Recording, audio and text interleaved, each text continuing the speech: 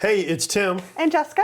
and we're here to talk to you about the next step in a solution-focused culture. This is actually the last step, which is experience success. That's exactly right. We are so excited about this part of the process. It's funny, when we were writing the training course, the original training course, this was the part that when we got to it, we were like, at that time there was only 4 E's, which ended up being 5 E's with experience success. And we were trying to figure out, like, how do you wrap this thing up? I love to use all the same letter. Jess gives me grief about that, but that's how we ended up with all these E's.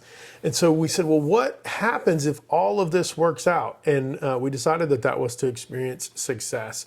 And so in the book, you're going to get an opportunity to see some closure to some of the big challenges that Clearview was facing, that TJ was facing, that Jamie and the rest of the organization were facing as it related to the challenges up against the organization, all of the policy changes that they made, and how those things came together to help to make not only the organization better, but Clearview itself better. I'm a really big proponent of this step because I believe that you can't have continued success without really making sure every individual in the organization experiences that success. When we developed the training course originally, we broke down a project and showed how that project success touched everyone. In our case, everyone in the community. That's right.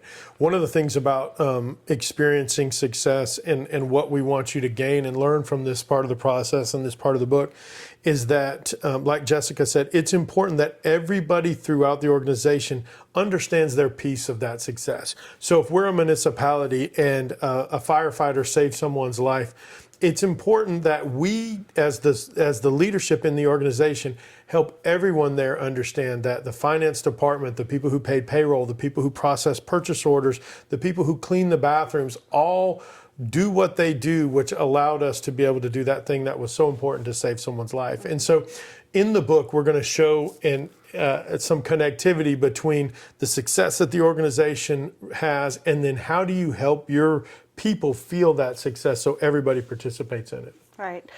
So like I said, we focus pretty heavily on celebrating success. Experiencing that success, living in the moment really helps that to reoccur.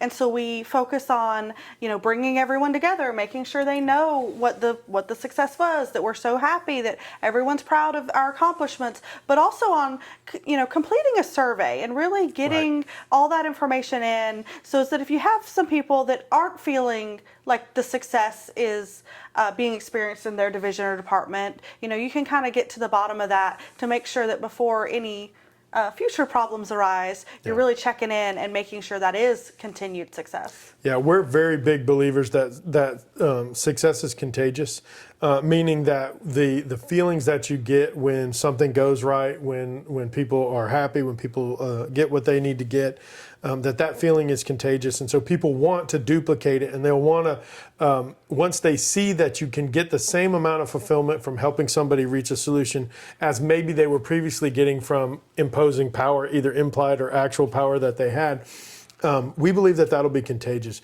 But the reality of it is, over a period of time, it can lose its effectiveness. And so some of what we talk about in the book is a way to sustain that by creating some checkpoints in the future where you go back and you're reassessing and resurveying inside the organization and then to the customers whether or not you're continuing to do the things that you're supposed to do. Yep. In government, a lot of times we hear, oh, why do you need to do that? Or, I told him good job, or this, that, and the other. And in this section, we really outline how important that is to stand in front of everybody and say how proud you are of the team and just really reiterate that because, everyone wants to shrug it off, but you're not going to have continued success without it. Right. And so, this being the last step, the last video for the step, we're going to do one more kind of a summary video, but it's important for us that you all understand that the reason that we did this, obviously we want you to buy the book. In fact, Jessica's going to tell you how to do that in just a minute. But the reason that we did this is because we believe that when you as a leader are able to connect your people to real cultural change that can create an environment. We believe that organizations that provide solutions to their customers, whether it be on the government side or on the private side, that type of an organization is the type where people enjoy coming to work. people love to make other people happy. And so we felt like as we started to see some of these things happen within our organization that these principles are principles that should be shared with others. And so that's why we wrote the book. That's what it's all about. And so if you want to buy it, it's available for you right now. And Jessica's going to tell you how to get it. You can get a Solution Focused Culture on Amazon, Kindle ebook, hardback, paperback, or Audible. You're getting pretty good at that. She's kind of got it into a rhythm. No, we're very excited about it. The production of the book is good. The price is fair. We certainly hope you go check it out. And we'll talk to you again at the next video.